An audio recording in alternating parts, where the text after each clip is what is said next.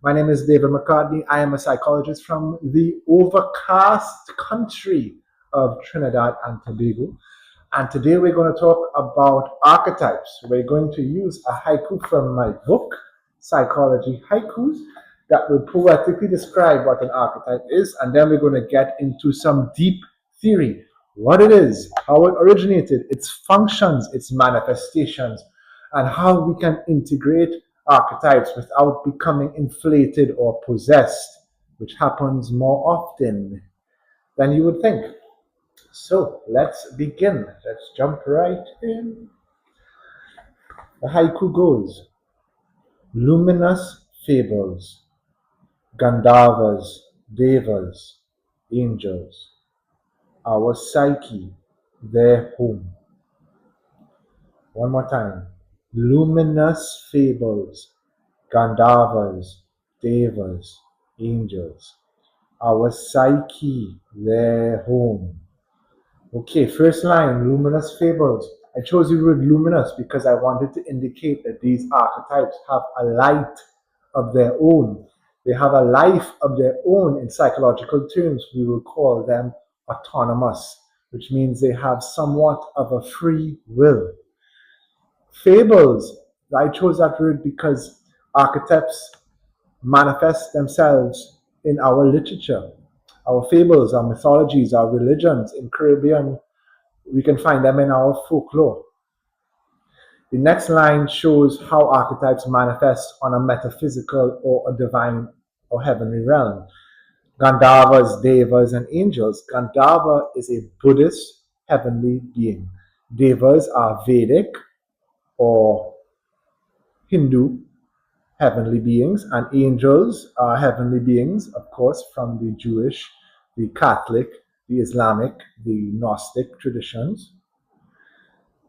However, I want to note here that these are positive manifestations of archetypes, but archetypes don't just manifest in positive form. They are negative forms, such as demons, asuras, jinns, goblins, ghouls, and all the villains in the Marvel comics. The last line, our psyche, their home. To me, this is the most important line because this gives practical instruction. Your mind is your home, and inside of this home, you are not alone. There are forces, functions of your consciousness that are interacting with you, that are negotiating with you, that are guiding you, that are at times attacking you. These forces are called archetypes, and it's important to understand them because just on a practical level, you want to know who's living in your house so you know how best to live with them. Okay, let's jump into the theory. How did Carl Jung come up with this concept? So, once upon a time, Carl Jung was working as a young man in a psychiatric hospital, and he noticed in some of his patients, especially those who suffered with schizophrenia, that they were experiencing phenomena and having content in their dreams, their fantasies, their hallucinations that was not connected to anything that they had experienced in their life. So this was confusing because back in the day, the main theory in psychology, or at least the ones that Carl Jung was operating with, was from Freud, which indicated that the unconscious was filled solely with experiences that the individual experienced in their life. So here now Carl Jung is discovering people with experiences that have no connection to the lives that they have lived. In fact, they have a connection to the lives of people from completely different cultures, from completely different times, from on the other side of the world. And so he has a problem. How are his patients expressing these fantasies, these dreams, these hallucinations, but they have no inner material to produce them? So we have somebody who has an experience over on this side of the world, and somebody who has an experience on the other side of the world from a completely different continent. and there's no physical connection. So Carl Jung thought there must be a connection. If it's not physical, it must be subtle, psychological.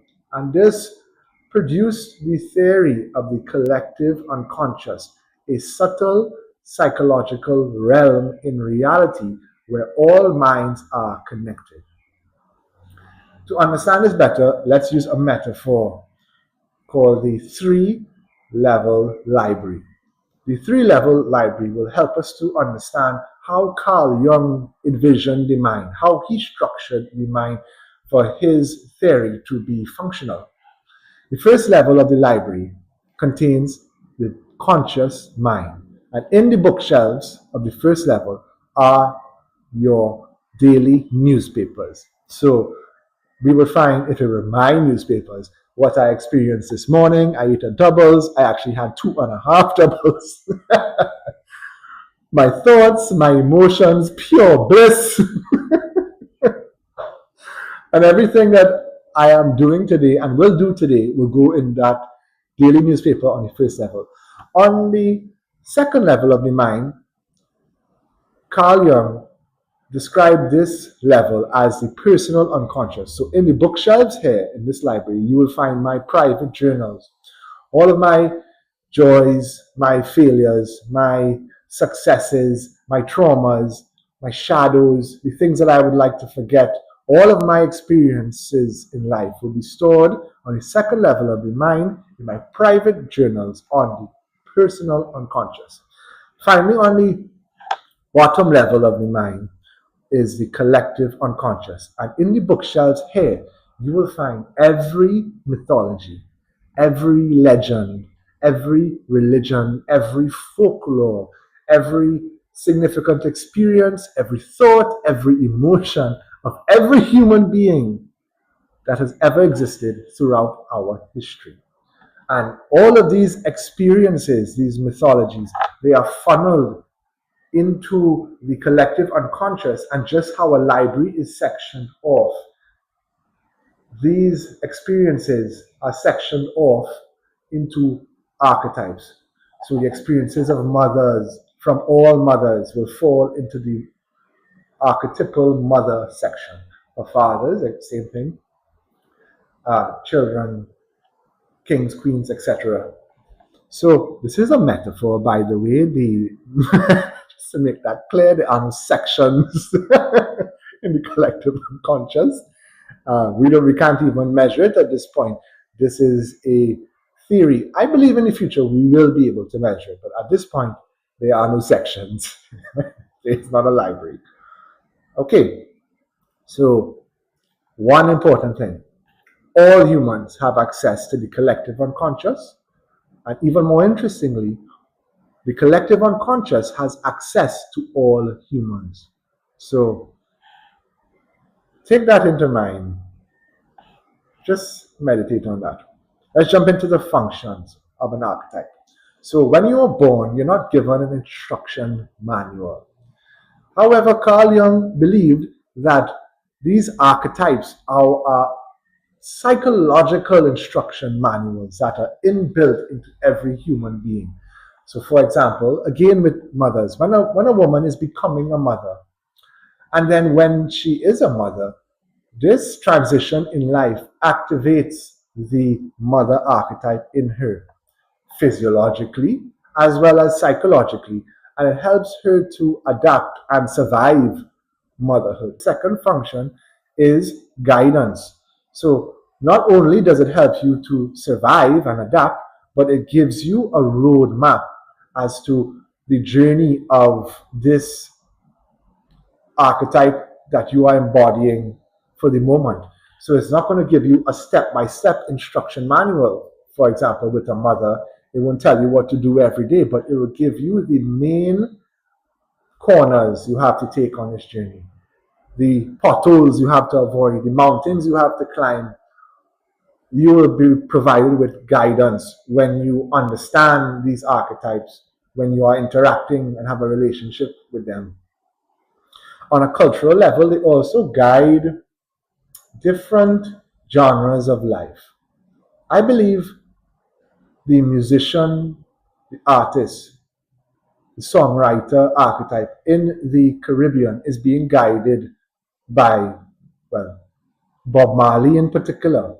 You could look at the lives of the artists that came after Bob Marley, and many of them resemble him in his approach to music, in his entertainment, in his philosophy.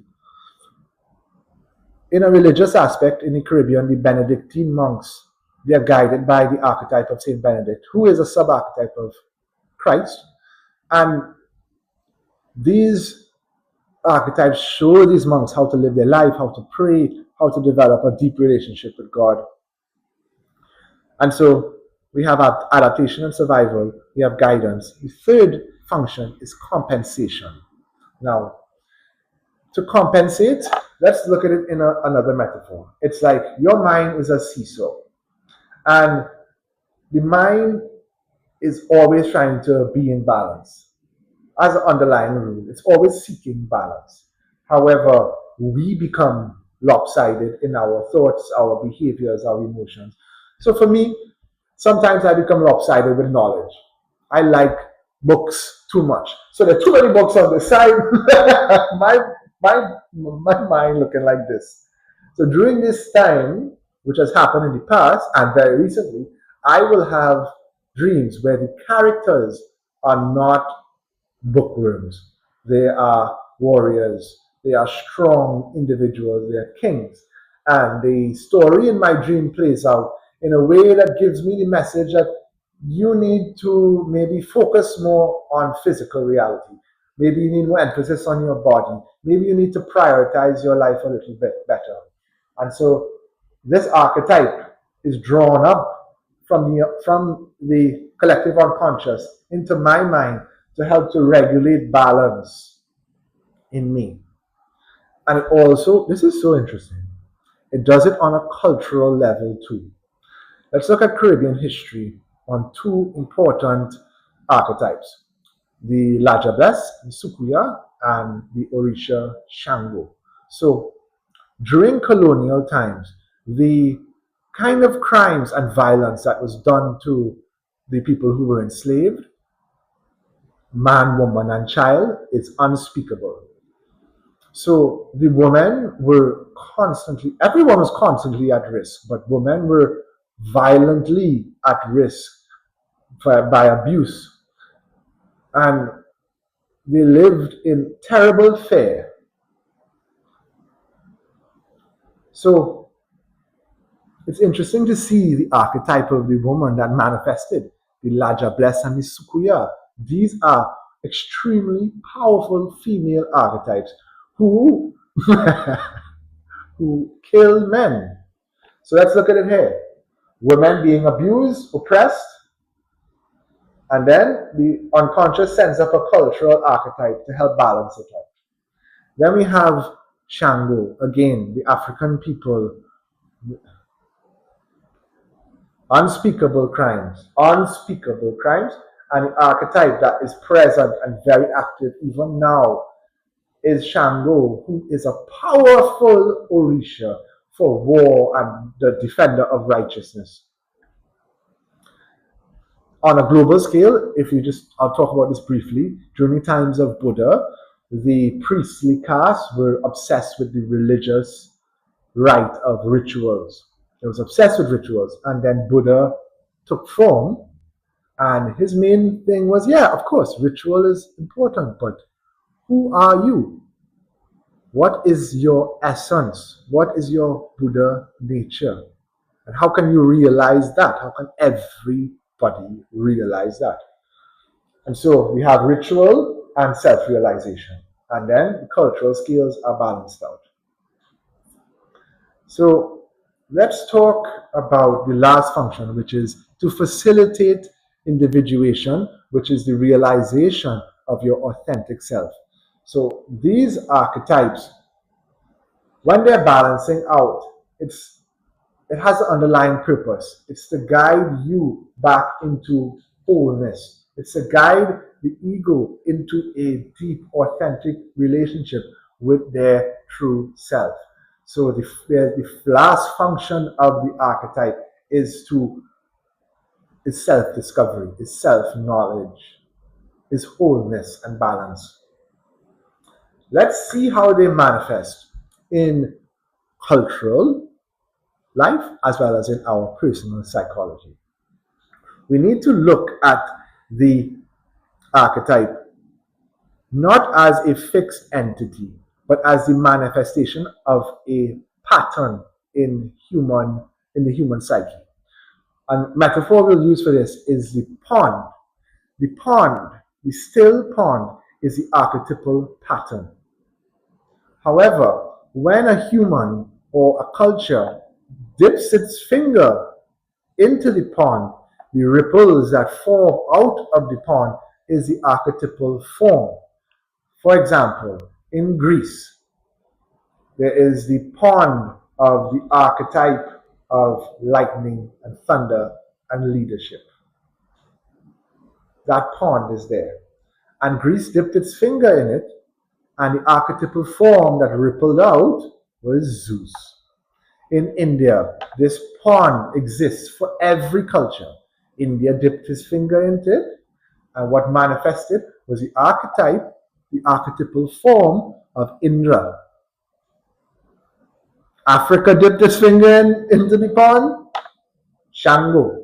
The Vikings dipped his finger into the pond, Thor. And I guess Marvel also dipped its finger in the pond. And so that's an important thing, because it helps us to understand how there could be so many different archetypal forms that resemble each other.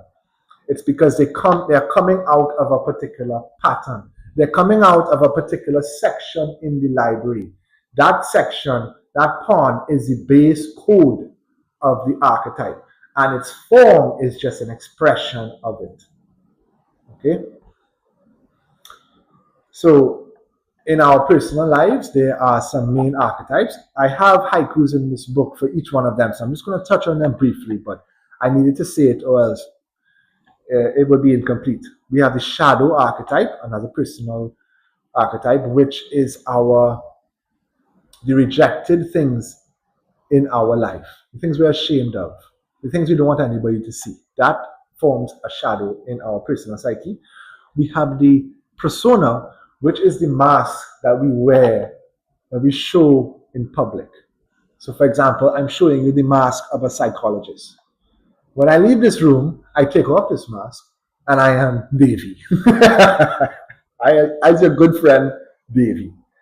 Then we have the anima and the animus, which I just spoke about in the last two videos, the inner masculine and the inner feminine. And then we have the self, which is the most important archetype. The self is the organizing principle of the psyche. It is the intelligence that guides the archetype in the conscious mind, in the personal unconscious, in the collective cultural psychology, to bring balance to us and to society and help us to remember who we are. The self, the inner self, is the organizing principle. So, how do we apply this? How do we make the most of this knowledge? First, we need to educate ourselves about archetypes, and that requires some learning, psychological education. I'm going to name a list of books here that are extremely important. The first one being Inner Work by Robert Johnson. This book explains how to do dream analysis as a layperson, as well as active imagination. Dream analysis, as the name describes, helps us to understand our dreams. We could see the archetypes, how it's interacting with our lives, the messages it's trying to give us. And then active imagination is a process of interacting with these dreams in a waking state in order to develop relationships with these dream characters, with these archetypes, and to understand them deeper, to go deeper into our dreams to a level that is absolutely profound. Another book by Robert Johnson, 3 other books by Robert Johnson: Owning Your Shadow, that deals with shadow work, integrating your inner shadow; He and She, which describes the masculine archetype and the feminine archetype. Also, for men, for anyone really, if you want to understand the masculine archetypes, King, Warrior, Magician, and Lover by Robert Moore is a great book. Women Who Run with Wolves is a great book to understand the feminine archetype. If you want to go back to Carl Jung, the original material, but Carl Jung's work is a bit dense. I'm not discouraging you, but just take a pinch of salt. You could read Archetypes and the Collective Unconscious. And then for more advanced work, Ego and Archetype by Edward Edinger is a beautiful book to describe the relationship and the process to which the ego takes in developing this axis with the inner self. It's a beautiful book. And he also has a book called Anatomy of the Psyche, which describes the mind through alchemical process, the alchemical transformation of of our psychology. That book changed my life. Those two books changed my life. To understand archetypes as they present themselves in fairy tales and mythology, Marie-Louise von France is an excellent author on that. She was one of Carl Jung's main students. And then for the most advanced work, you can read Ion, the Studium Conjunctionis, and Psychology and Alchemy by Carl Jung. So moving on to another practical way, and this is very important for us in the Caribbean. We need to do a historical analysis of our lives, not just going back to where we were born, but going back, I would say, at least 1,000 years to understand our ancestry and what were the predominant beliefs and religious ideas and mythologies and folklores that were present in our ancestors' minds, because those are the ones that will be more readily available to you. We have a problem in the Caribbean where we think we're only 500 years old and that Christopher Columbus discovered us. And although many would shake their head and say, of course not. Of course Christopher Columbus didn't discover us. But if you ask them, where were you? Exactly, where were you before that? Many people have not looked into that. They don't know where they come from. If you don't know where you come from, you don't know who you are. If you don't know who you are, you don't know what archetypes are present in you, influencing your life as we speak. And so a historical analysis, at least 1,000 years, is important. And finally, the main things with archetypes is that they are our friends. Even though they might manifest as the devouring mother or these monsters, Leviathan, their role is to balance us and to lead us to ourselves. And so if we know that and we understand that, then we have at our disposal an extremely valuable tool to guide our lives. These messages come for us. They are direct messages every night that guide us if we know how to understand them and how to integrate them.